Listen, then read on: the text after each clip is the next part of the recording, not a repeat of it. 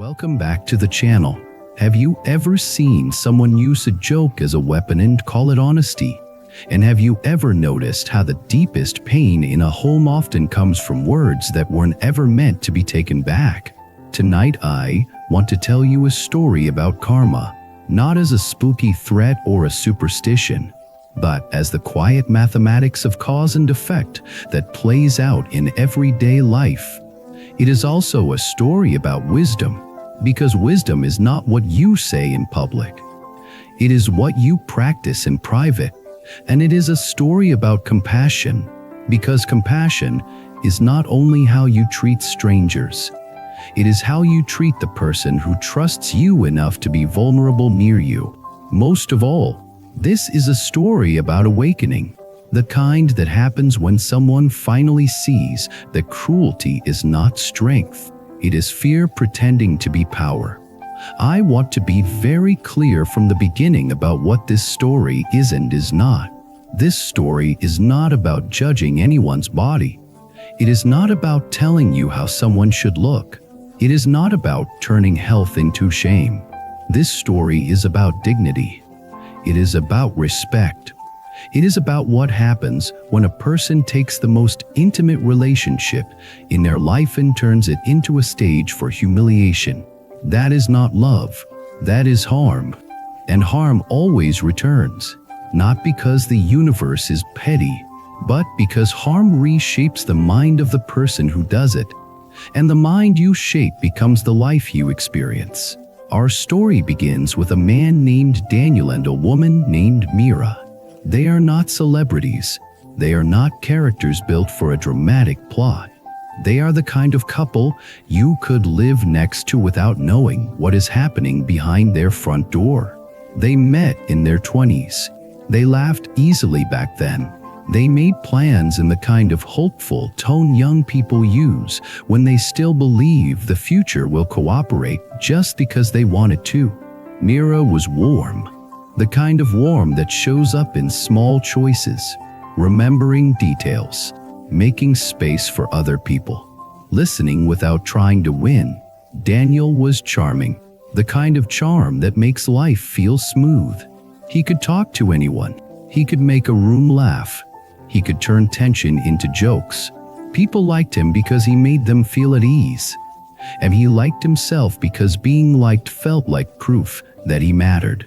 At the start, their relationship felt balanced. Mira admired Daniel's confidence. Daniel admired Mira's steadiness. They felt like they could build something together. Then life did what life does. Work stress arrived. Bills arrived. Family expectations arrived. Little disappointments arrived. And without anyone noticing, the emotional climate changed. Daniel had a habit that did not seem dangerous at first. When he felt insecure, he joked. When he felt afraid, he teased. When he felt pressure, he turned everything into comedy so he would not have to admit he was struggling. Humor can be beautiful. Humor can heal.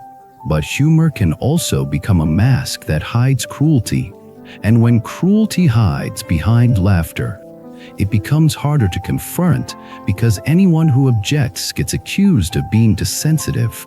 Mira also changed in ways that weren't normal and human. Like most adults, her body and energy shifted through seasons of stress, sleep changes, and the ordinary realities of being alive.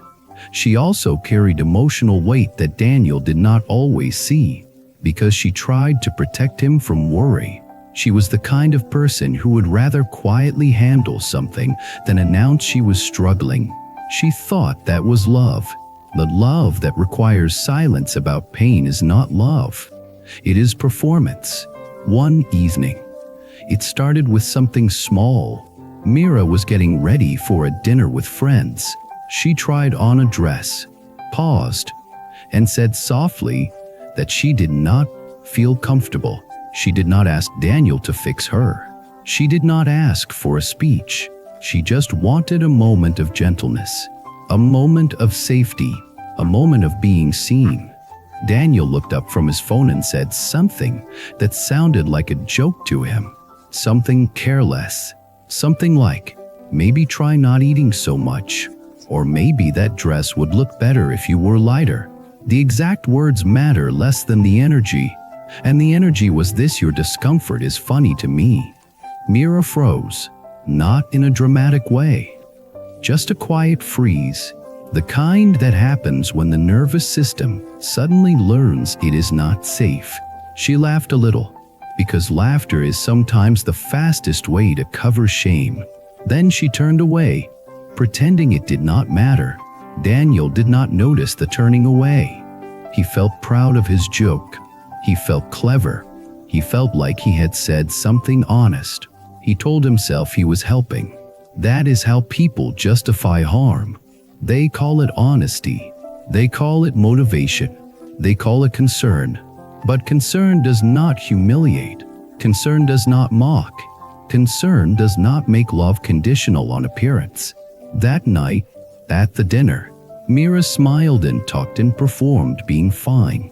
Daniel told another joke about her appetite in front of friends. People laughed awkwardly. Some laughed because they did not know what else to do. Some laughed because they did not want to become a target themselves. Some did not laugh at all but stayed quiet because confronting a man's cruelty at a table can feel dangerous when you are not sure how he will react. Mira laughed too. A thin laugh, the kind that says, "Please do not look too closely, because if you look too closely you might see me breaking." On the way home, Mira was silent. Daniel asked what was wrong. Mira said, "Nothing." That is how the cycle continues. Harm, then silence. Harm, then avoidance. Harm, then the false piece of pretending. But the body does not pretend. The body keeps records. The next morning, Mira woke up with a heavy chest, not because of the words alone, but because the words came from the one person who was supposed to be a refuge. Betrayal hurts more when it is delivered through familiarity. Mira began changing quietly. She spoke less. She shared less. She stopped reaching for Daniel with the same openness. She began dressing more cautiously, not for herself, but to avoid being mocked. She began eating in a way that was not joyful, not mindful, but anxious. The problem was not food. The problem was fear. When fear enters the most intimate spaces, it changes everything. Daniel noticed she was distant. Instead of becoming curious with compassion, he became resentful. Resentment often grows in people who want comfort without accountability. Daniel wanted Mira to be warm without asking him to be kind. He wanted the benefits of love without the practice of respect. So he escalated. He teased more. He criticized more. He made comments in private and then used public jokes to reinforce them. He told himself it was playful. He told himself he was motivating her. He told himself she was overreacting.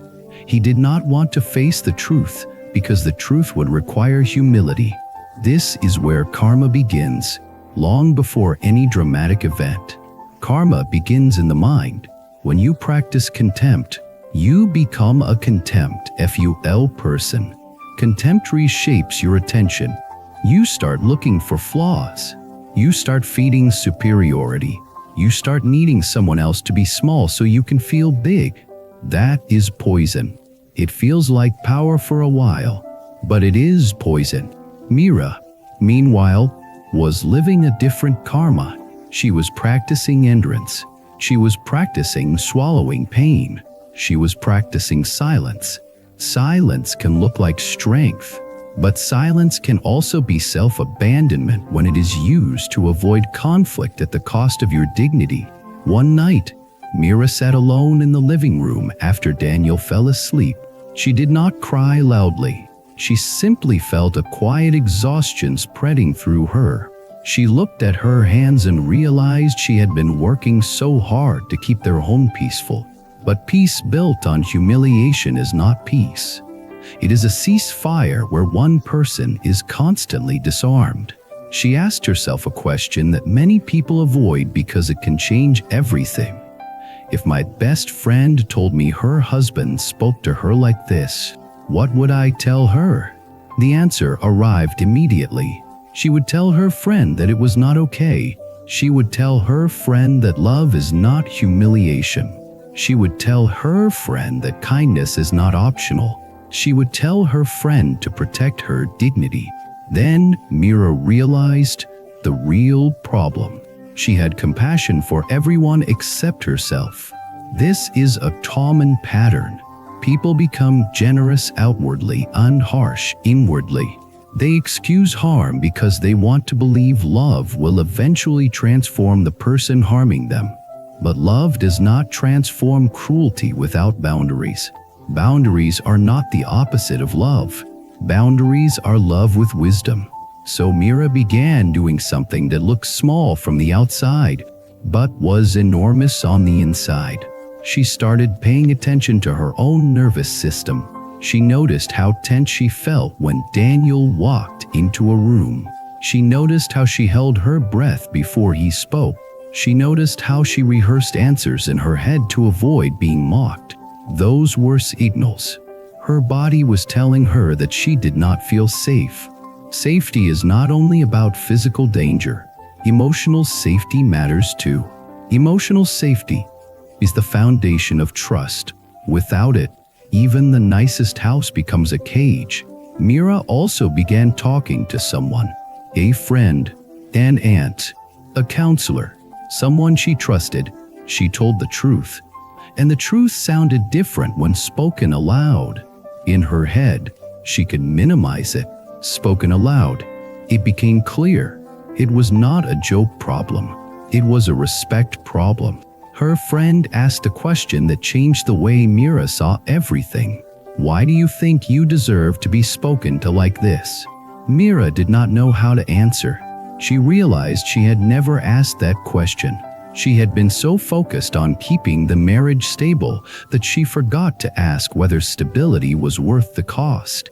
Meanwhile, Daniel's karma was ripening too, but not in the way he expected. He thought he was in control. He thought Mira would eventually adapt. He thought the marriage would remain comfortable as long as he did not do anything obviously unforgivable. Then life presented him with a mirror.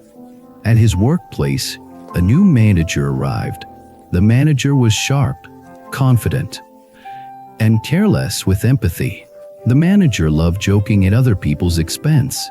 The manager liked showing dominance through small humiliations in meetings. Daniel watched the manager do it to others and felt uncomfortable. But he also laughed along, because laughing along is what you do when you do not want to become the target.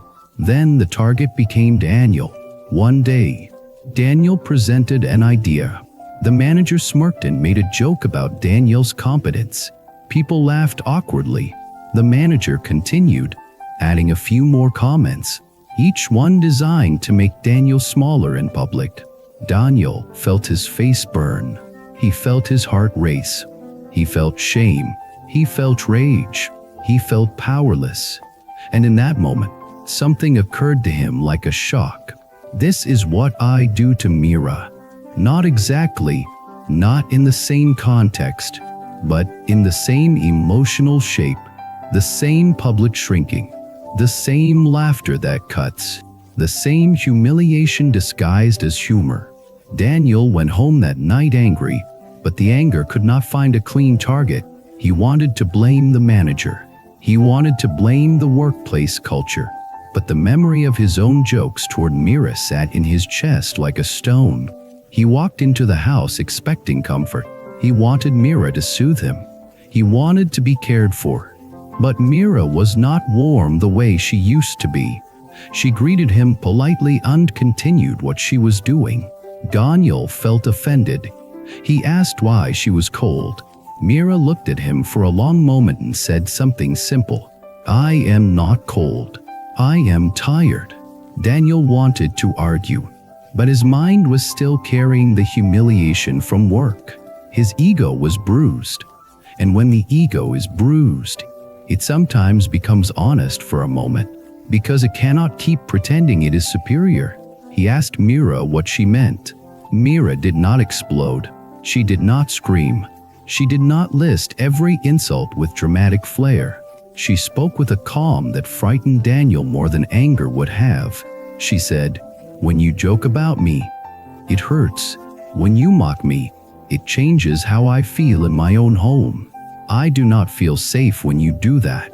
Daniel started to defend himself automatically. "I am just joking. You are too sensitive. I am trying to help." Mira held up her hand, not aggressively, just firmly. She said, "This is not about your intention.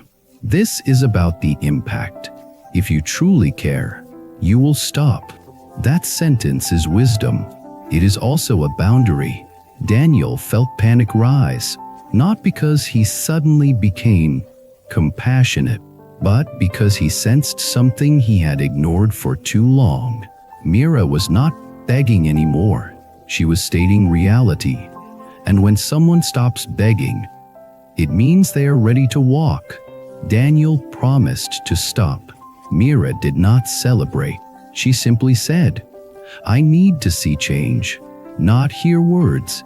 Daniel felt insulted again, because he wanted forgiveness without transformation. But the workplace humiliation had cracked his pride, and cracks can become openings. The next days were difficult. Daniel noticed how often he made small comments without thinking. His mouth had been trained to seek superiority as a way to feel secure. When he felt insecure, he reached for mockery. It was a habit, and habits feel like personality until you try to change them. He also noticed something else. The more he tried to stop, the more uncomfortable he felt, because without mockery, he had to face his own fear directly. He had to face the fear of not being good enough, the fear of being ordinary, the fear of losing control, the fear of being rejected. This is why cruelty is often a symptom, not a strength. Cruelty is fear that has not learned how to be held. Mira, meanwhile, was practicing a different karma. She was practicing dignity. Dignity is not arrogance. Dignity is self-respect. When you practice self-respect, your nervous system begins to calm because it knows you will protect yourself. But dignity does not mean instant hatred. Mira still loved Daniel in a complicated way. Love does not vanish quickly just because respect has been damaged. Love can remain while trust breaks. That is what makes these situations painful. People think love should be enough. Love is powerful, but love without wisdom becomes a trap. So Mira made a decision. She created clear conditions. Daniel would need to demonstrate consistent respect. Daniel would need to stop humiliating jokes, both private and public. Daniel would need to take accountability without blaming her sensitivity. Daniel would need to show real effort. If he did, the marriage might heal. If he did not, Mira would leave. Daniel heard this unfelt fear. Real fear. Not fear of being alone only, but fear of being seen as the person who harmed the one who loved him most. Shame rose, and shame can go to directions. It can turn into defensiveness, or it can turn into awakening. Daniel chose, slowly, imperfectly, the second. He started noticing his speech. Before he made a joke, he asked himself one question: is this kind, or is this control? This question is a spiritual practice. It is also a psychological practice. It trains awareness. Awareness is where karma changes. He also began apologizing, not the quick apology that tries to end a conversation, but the kind that names the harm. I mocked you. I made you feel unsafe. I used humor as a weapon. I am sorry. The first time he said it, he felt weak. That is what the ego calls humility. But humility is not weakness.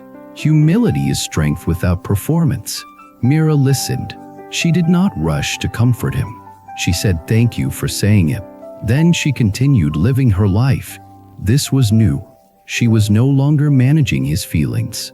She was protecting her own. That change was part of the karmic lesson too. When you stop rescuing someone from consequences, they finally have a chance to learn. But karma did not stop there. Life kept teaching Daniel from multiple directions. At work, the manager continued humiliating people. Daniel saw it with new eyes. He felt compassion for co-workers he once laughed at. He also realized something important. If he wanted a respectful home, he needed to practice respect everywhere, including in what he tolerated. Tolerating cruelty is a form of participation. So Daniel started practicing boundaries at work too. Not dramatic confrontations, but clear responses. When the manager joked cruelly, Daniel did not laugh. When the manager targeted someone else, Daniel redirected the conversation back to facts. When the manager targeted Daniel calmly said he preferred feedback privately and then followed up in a written message.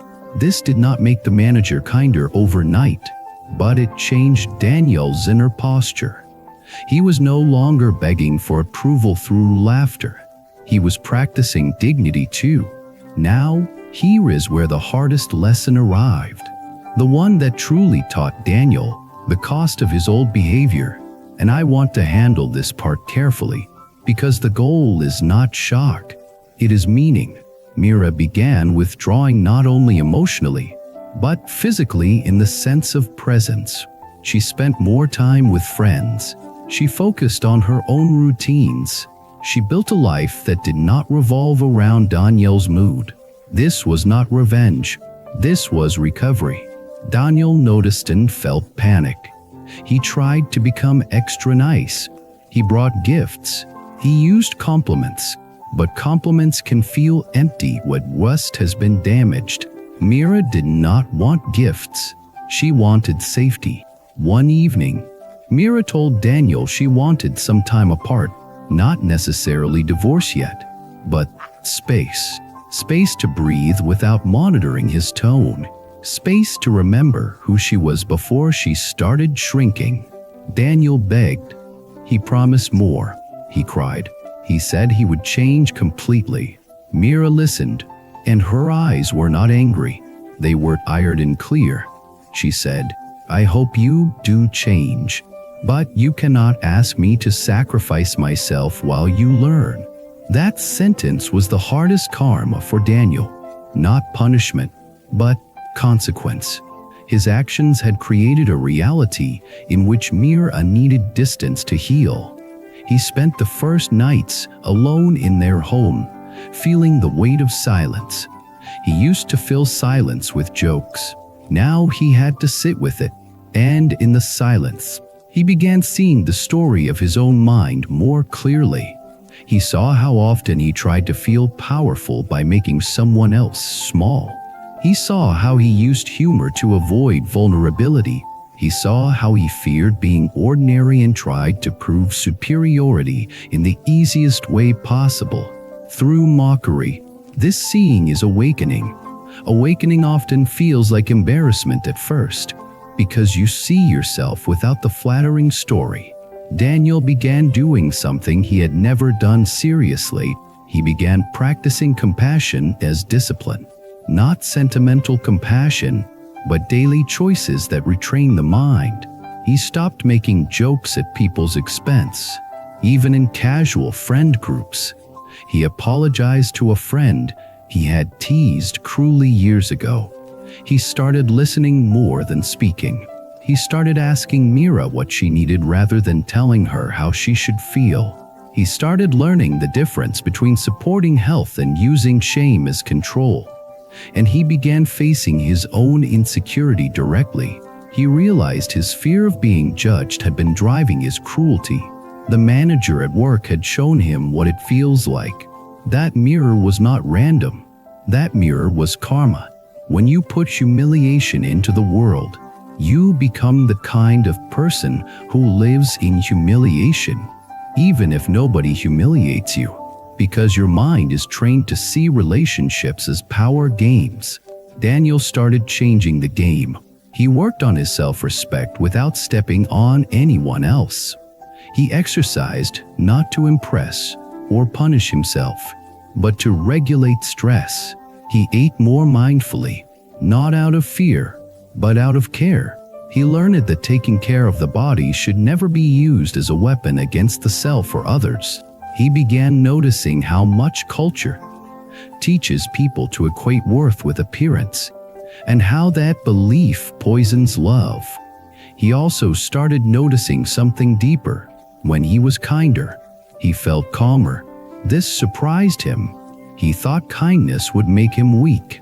Instead, kindness made him less dense, because cruelty requires vigilance. Cruelty requires defense. Cruelty requires maintaining an image of superiority. Kindness is simpler. Kindness lets the nervous system rest. Weeks passed.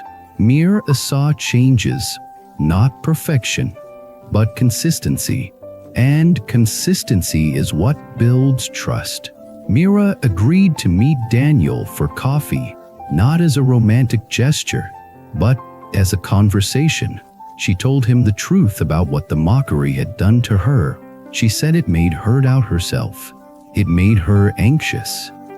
It made her feel unsafe. It made her feel like love was conditional. Daniel listened without interrupting. That was new. He did not defend. He did not explain.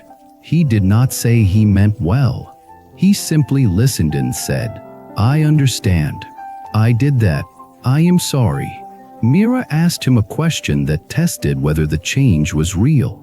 "Why did you do it?" Daniel answered honestly. "Because I was insecure. Because I wanted control. Because I thought being sharp made me strong. Because I did not know how to handle my own fear, so I put it on you." This honesty did not erase the past, but it created a new possibility. When someone tells the truth about their shadow, the shadow loses some power. Mira did not return home immediately. She took more time. That was her wisdom. Forgiveness that arrives too quickly can be another form of self-betrayal. Real forgiveness can include distance, boundaries, and slow rebuilding. Daniel accepted that. That acceptance was part of his awakening. He learned that love does not mean possession. Love means wanting the other person to be safe, even if that safety requires your discomfort. Eventually, Mira returned, not because she forgot, but because she saw a consistent effort. And even then, the marriage was not the same. It became something else, something more honest, something that included boundaries, something that required ongoing practice. Now, here is where I want to step back and speak to you directly, because the point of this story is not to entertain you with someone else's pain. The point is to hold up a mirror most people have, somewhere inside, a habit of using words as control. Maybe you are not mocking the partner. Maybe you are mocking yourself. That is common too. Some people keep a cruel inner voice and call it motivation. They insult themselves into productivity. They shame themselves into compliance. They think self-cruelty is discipline. It is not. It is harm. And harm, whether directed outward or inward, always returns as suffering. Karma in this story is not mystical lightning. It is the way contempt reshapes the heart. If you practice contempt, you lose intimacy. If you lose intimacy, you become lonely. If you become lonely, you become more defensive. If you become more defensive, you become more cruel. The cycle continues until someone wakes up. Wisdom is the willingness to see the cycle. Compassion is the willingness to stop feeding it. Practice is the willingness to repeat the new choice. Destiny is what happens when the new choice becomes the new habit. So let me offer you a few questions to carry, not as a list, just as quiet reflections you can sit with. If you have been using humor to avoid vulnerability, what are you afraid would happen if you spoke gently instead? If you have been using criticism as motivation, what would happen if you tried encouragement? If you have been judging someone's worth based on appearance, where did you learn that belief? And who does it actually serve? If you have been mocking someone you love, are you willing to risk losing them for the temporary pleasure of feeling superior? These questions are heavy, but they are also liberating because they give you a choice. Now, I also want to acknowledge the other side, the mirrors of the world. If you have been on the receiving end of humiliation, you are not weak for being hurt by it. Emotional harm is real. You deserve dignity. You deserve respect. You deserve a home where your nervous system can rest. Compassion does not require you to accept cruelty. Wisdom includes boundaries. If someone truly changes, you will see consistency, accountability, and a willingness to do uncomfortable work without demanding immediate forgiveness. If someone does not change, your boundary is not cruelty. Your boundary is self-respect. And to anyone who has done harm and wants to change, like Daniel, the path is still open, but it requires humility. It requires listening. It requires practicing kindness when it would be easier to defend. It requires learning that love is not a stage for your insecurity. In many spiritual teachings, the deepest strength is restraint. Restraint does not mean suppression. It means awareness. It means choosing not to throw your pain onto someone else. It means holding your fear with compassion instead of weaponizing it. That is awakening. As we close, I want to share a reflection that often creates the strongest resonance. Many people think the hardest lesson life can teach is loss. But sometimes the hardest lesson is seeing yourself clearly and realizing you were the one creating the very pain you feared. That kind of seeing can be crushing or freeing. It becomes freeing when you meet it with compassion and choosing new direction. So here is the invitation. If you want a gentler life, practice gentleness. If you want a respectful home, practice respect. If you want intimacy, practice safety. If you want better karma, plant better seeds with your words. Your words are seeds. They grow into climates. They grow into relationships. They grow into destiny. I would love to hear your thoughts in the comments. Have you ever witnessed a moment when someone used humor to hide cruelty? Have you ever had to set boundaries to protect your dignity? Have you ever changed a habit of speaking that you realized was harming someone you loved or harming yourself? If you want to support this channel, please subscribe, like the video, and leave a comment so more people can reflect on these stories and choose wiser, kinder paths. Closing words for tonight. May you speak with wisdom. May you treat yourself with compassion. May you recognize the karma you are planting with every sentence. May your home become a place of safety rather than a stage of humiliation. And may your destiny grow lighter each time you choose kindness over control.